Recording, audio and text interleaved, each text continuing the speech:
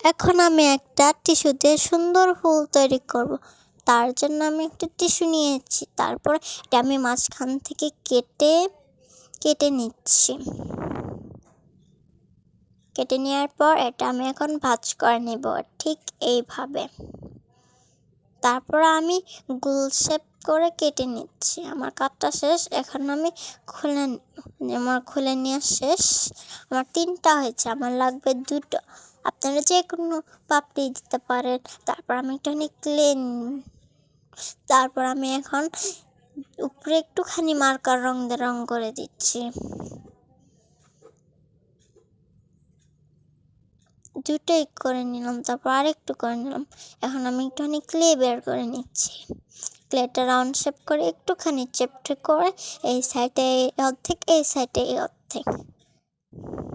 তারপরে ভিতরে হলুদ কালার দিয়ে এইভাবে একটুখানি হালকা করে নিচের দিক দিয়ে দিলেই একটা সুন্দর ফুল তৈরি হয়ে যাবে।